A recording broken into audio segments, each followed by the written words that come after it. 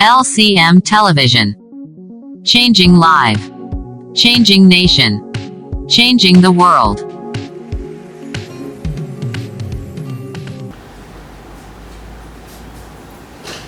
Bienvenue sur LCM TV USA, où la foi et l'amour se rencontrent. Aujourd'hui, nous sommes ravis de vous présenter l'Église en action. Une émission qui met en lumière l'importance que l'Église a sur la communauté. Nous allons explorer les différentes façons par lesquelles l'Église vient en aide à tous ceux-là qui sont en besoin. Que ce soit de manière financière, économique, morale ou alors spirituelle. Notre invité spécial aujourd'hui va nous présenter son expérience, son témoignage et son expérience avec LCM. Donc nous allons discuter des défis, des solutions. Et nous allons voir comment l'Église l'a aidé durant son parcours. Alors bonjour madame, bienvenue sur notre plateau. Bonjour Audrey, bonjour à tous. Comment vous allez? Je vais très bien. D'accord. Pouvez-vous vous présenter à nos téléspectateurs et nous dire depuis combien de temps vous êtes avec LCM? Alors, moi c'est Hélène Essola et ça fait pratiquement 3 ans que je suis membre à LCM. Oui. Alors, dites-nous un peu la petite histoire derrière, comment est-ce que vous avez découvert le ministère? Alors, j'ai découvert le ministère au travers d'une amie à moi qui m'avait invité à un programme. Elle m'avait demandé de venir voir chanter, mais moi je ne savais pas que je devais participer au culte. Ah, d'accord. C'était un programme qui durait 2 jours. C'était le 30 et le 31. Donc c'était en période de fin d'année. Oui. Donc du coup, le 30, je n'avais pas pu me présenter. Je lui ai dit, bon, le lendemain, je devais me rattraper. D'accord. Donc moi, dans ma tête, je savais que quand quelqu'un te dit, viens me voir chanter, forcément, c'est le cabaret ou alors c'est un truc. Donc, moi, je ne savais pas que je devais participer en fait. Wow. Donc moi dans ma tête c'est que enfin j'ai trouvé moi la position pour le 31 décembre, vous voyez un peu. Donc quand j'arrive, je l'appelle, elle me donne la localisation, je viens au carrefour à Médélé, elle vient me chercher. C'est là que je me rends compte qu'en fait, elle va aller de l'église. Donc et comme on ne refuse pas Dieu, j'ai dit bon, pourquoi pas rester une fois et finir le culte. Ah oui. Parce que moi, c'est la présence de Dieu, ça ne va pas me tuer pour un 31 décembre. Donc c'est comme ça que je suis venue à LCM au travers d'une amie qui était déjà là. C'était une manière très intelligente d'évangéliser. Hein? Ouais. Puis ça fait déjà 3 ans que vous êtes membre à LCM. Je veux dire que pour le coup, ça marchait, elle m'a bien eu. Donc c'était pour mon bien. D'accord. Alors pouvez-vous nous dire un peu comment était votre vie en fait, avant de rencontrer le ministère? Alors, la vie avant de rencontrer le ministère, vous pouvez imaginer, nous sommes au 21e siècle, je vivais à 1000 à l'heure comme une jeune fille de mon âge qui veut enjoy, comme on a l'habitude de dire au quartier, qui voulait profiter de sa jeunesse. Alors, je voulais comment, dès que je finis le travail, je sais déjà que le week-end, c'était un moment pour moi pour dire que je vais me relaxer, me détendre. Et me détendre comment peut-être quand le soir arrive comme ça, là, je peux aller dans les boîtes de nuit, dans les snaps, dans les... partout, tous les trucs difficilement où les jeunes pouvaient se rencontrer pour essayer d'enjoy au maximum. Donc c'était un peu ça mon craint de vie. D'accord. Donc j'étais pas trop déjà le dimanche, je vais aller à l'église, je partais à l'église rarement. Oui. Bon, quand ça me piquait, je dis bon, je vais aller à l'église. Donc de temps en temps, quoi. De temps en temps. Quand il y a un peu le temps, un peu le quoi, je partais à l'église catholique. Donc c'était très difficile de fréquenter les églises de réveil, comme on appelle au quartier. Donc c'était un peu ça. Dans votre vie, c'était déjà 1000 à l'heure. Il n'y a pas de temps à perdre. Non, non, je voulais, parce que dans ma tête, c'est que je dois profiter au maximum de ma jeunesse. Donc, si je finis le travail, je me repose un peu. Dès qu'on m'appelle là, que bonjour, ou on m'appelle encore, je suis déjà sortie. Donc, c'était un peu ça. Bon, en fait, c'est la vie de la plupart des jeunes. Les jeunes, encore dans la vingtaine et autres, on sait que bon, on doit se détendre, on a profité de notre jeunesse au max. De ma jeunesse et dans ma tête, c'est que c'est de cette manière-là que je peux profiter de ma jeunesse. C'est-à-dire en sortant, en découvrant des nouveaux Comme nous sommes déjà au 21e siècle, là, il y a des nouvelles choses qui sortent chaque jour. Et tu peux tout découvrir. Là, tu dis que moi, dans ma tête, je suis en train de profiter de ma jeunesse. Ah oui. Alors, durant cette période où vous allez vivre 1000 à l'heure, pouvez-vous nous expliquer quels étaient vos défis en fait, vos challenges avec cette vie-là? Moi, dans ma tête, c'était que je devais, comment dire ça? Premièrement, je voulais être indépendante. Oui. Je voulais à tout prix gagner de l'argent. Et quand je devais gagner cet argent-là, c'était aussi pour faire, avoir le style de vie que je vois les jeunes filles de mon âge avoir, c'est-à-dire faire le shopping, les mèches qui arrivent là jusqu'à. Donc, c'était un peu ça. Donc, dès que j'ai ma petite entreprise là, parce que je voulais me lancer dans le salon, c'est-à-dire la beauté, l'esthétique et tout ça. Je dis, j'ai déjà mon petit salon et le reste, je dois profiter, c'est-à-dire, je dois m'acheter aussi des vêtements, des choses qui sont à la mode. Oui, donc voyager un peu de partout. C'était un peu ça, mon objectif à terme, quand j'étais encore dans ce monde-là, quand j'étais encore païenne, si je peux dire comme ça. Alors, quelles étaient les difficultés dont vous faisiez face durant cette période? Les challenges que vous aviez eu à traverser seul? Ou alors avec les membres de famille et tout? Bon, déjà, c'était pas très facile. Oui. Parce que, premièrement, en 2014, je peux dire c'est une date que je ne peux pas oublier où tout a basculé. Quand je perds ma mère, vraiment tout s'arrête. Parce que l'école, je ne peux plus continuer. Parce qu'elle a laissé 4 enfants. Et là, les 4 enfants, là, papa est parti depuis. Et tu te rends compte que après le deuil, les membres de la famille, tout le monde est occupé à prendre soin de sa petite famille. Donc tu te retrouves seul, tu essayes de trouver ton chemin seul, de te débattre toute seule. Donc vraiment, c'était pas facile de joindre les deux bouts, c'était pas facile. Et quand c'est comme ça, là, avec un boulot, tu n'arrives pas. Déjà d'abord, le salaire ne me permettait pas vraiment de joindre les deux bouts. Donc c'était pas facile en termes finances. C'était voilà un peu les difficultés que je rencontrais au quotidien. D'accord.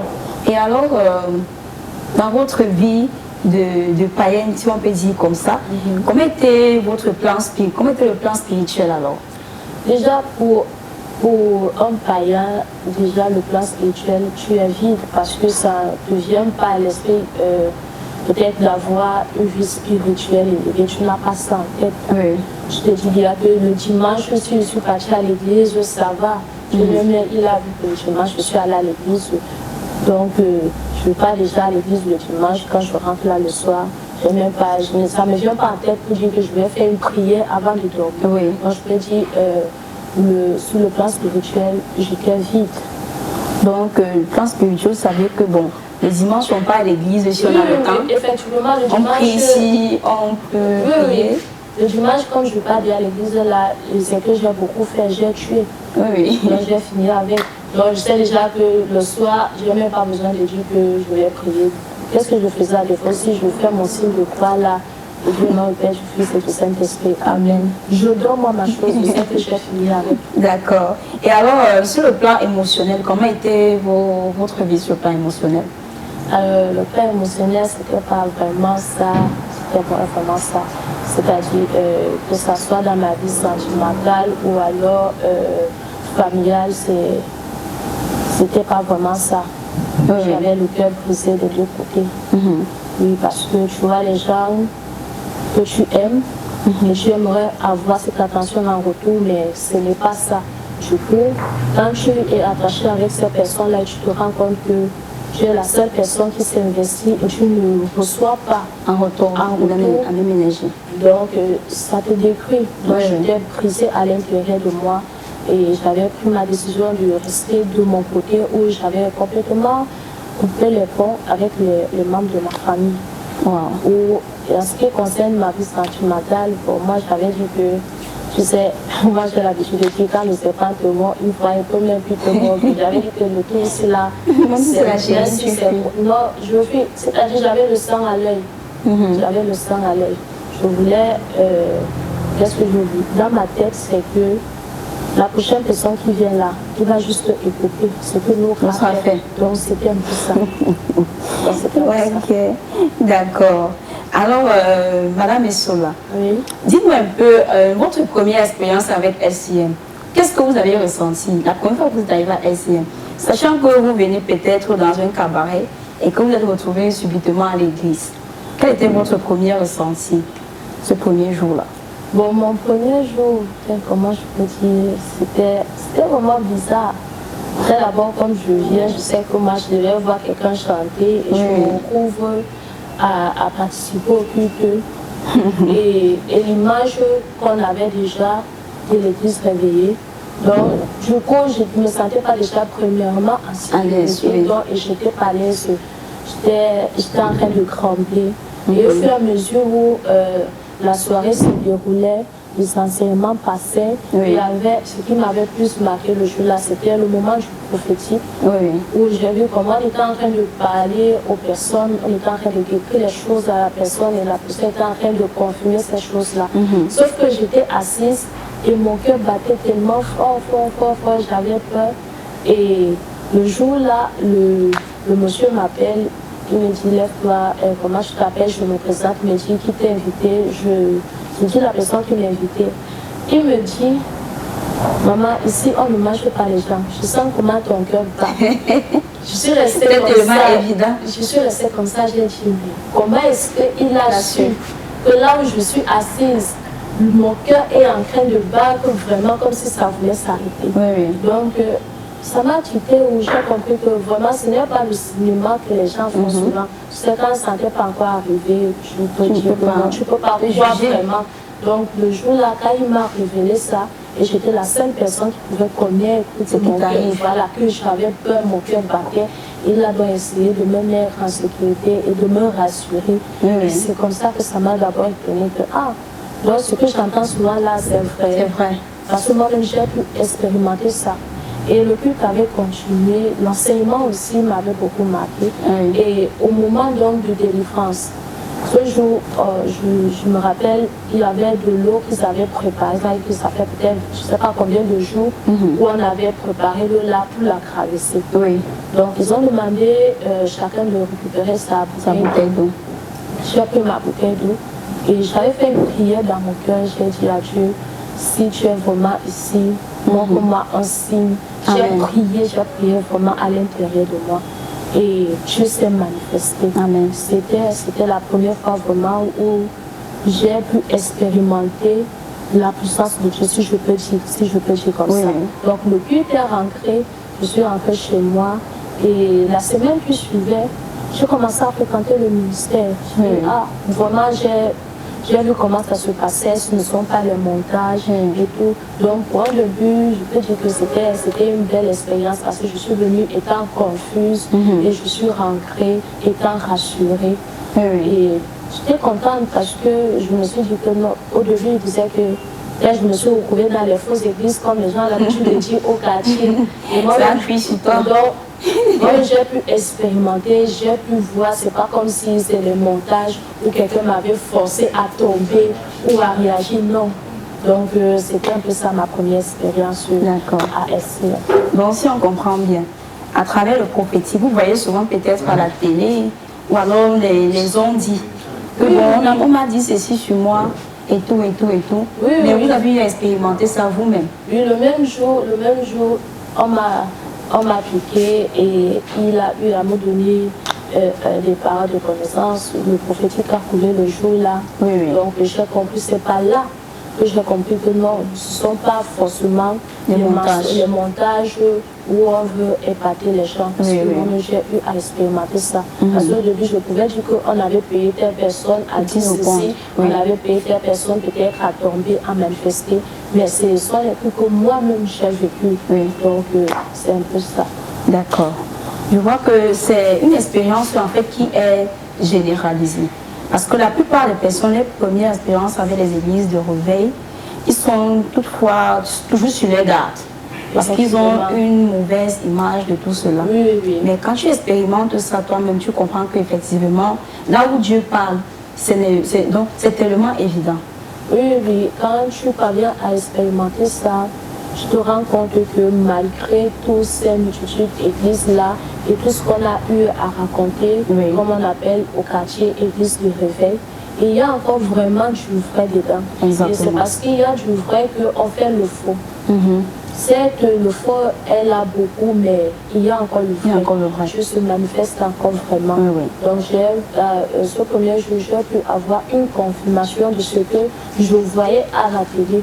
De ce que j'entendais souvent les gens parler au quartier. Donc, c'est un peu ça. Donc, pouvez-vous nous dire alors comment est-ce que l'apôtre Stéphane Jonathan Digne vous a aidé à traverser cette étape de votre vie? Où vous quittez d'une vie où vous viviez 1000 à l'heure, où vous ne partiez même pas à l'église, pour être membre à LCM depuis déjà plus de 3 ans. Alors, le prophète m'a vraiment impacté. Vous savez, il y a des jours, moi je reste souvent à la maison. J'essaie de recenser, je dis, mais est-ce que c'est... Moi, je suis étonnée de la personne que je suis devenue aujourd'hui. Parce que quand je rencontre le prophète, vraiment, moi, je continuais moi, à mener ma vie. Même comme j'avais déjà connu le ministère. Donc ça pouvait arriver que un mois je viens ou 2 mois, après je fais encore 3 mois avant de venir. Donc le jour où j'ai vraiment rencontré l'homme de Dieu en 2022, je veux dire que c'est là où la récréation vraiment s'est arrêtée. Et l'homme de Dieu m'a vraiment accueilli à bras ouverts. Il m'a mis en confiance et ce qui m'a beaucoup épaté, c'est qu'il est très tolérant, très patient envers les gens et il donne énormément de son amour et de son temps. Donc c'est ça qui m'a un peu qui m'a touchée. Et au moment où il a commencé à me donner la direction à suivre. Bon, c'était pas facile, je n'ai pas obéi là, mais avec le temps, donc il a tellement insisté et il était vraiment patient avec moi. Donc mon processus de changement est allé progressivement, où je me suis retrouvée de païenne à chrétienne. Donc c'est un peu ça. Donc en fait, votre première expérience avec LCM, vous étiez déjà visiteur. Effectivement. Ensuite, quand vous avez rencontré le Père, c'est là où vous avez décidé de changer. Quelles sont les circonstances qui ont amené pour que vous preniez cette décision radicale-là? Non, vous savez, moi, ce qui m'a poussé vraiment à maintenir ma décision de changer totalement, parce que dans le passé, j'avais déjà eu à dire que je vais changer, mais je n'arrivais pas. Donc, quand le Père est arrivé au Cameroun en 2022, le mois de mars, je me rappelle très bien, j'ai commencé à fréquenter, à venir régulièrement à l'église. Et pendant que je venais, il prenait, dès que le culte finit, il dit toi attends-moi. Il prenait le temps d'essayer de comprendre qu'est-ce qui n'allait pas dans ma vie, pourquoi est-ce que je me retrouve à telle situation. Et il me conseillait, non seulement dans le plan spirituel, mais dans ma propre vie. Donc, et c'est tout ça qui m'a poussé à dire bon, je vais changer, parce que quand vous avez quelqu'un qui vous aime d'un amour sincère, sans intérêt et qui se porte garant de vous éduquer, de vous donner une éducation que vous n'avez pas reçue, et que malgré à chaque fois qu'il a eu à vous parler, vous n'avez pas peut-être obéi, bon, à un moment donné, j'ai dit bon, c'est difficile de trouver quelqu'un qui te tende la main. Pourquoi ne pas essayer? Pourquoi ne pas faire réellement confiance à Dieu et voir et suivre la personne? C'est comme ça qu'avec les conseils du Père et sa patience, donc quand j'ai vu comment il était patient avec moi, il y a un moment donné, je me sentais coupable, mais quelqu'un ne peut pas, il n'est pas parental avec moi. Il décide de me prendre sur sa responsabilité. Quand je dis sur sa responsabilité, c'est-à-dire mon éducation, me donner la direction, les conseils et tout. Tout ce qu'un père peut faire dans la vie de son enfant. Donc, j'ai dit non.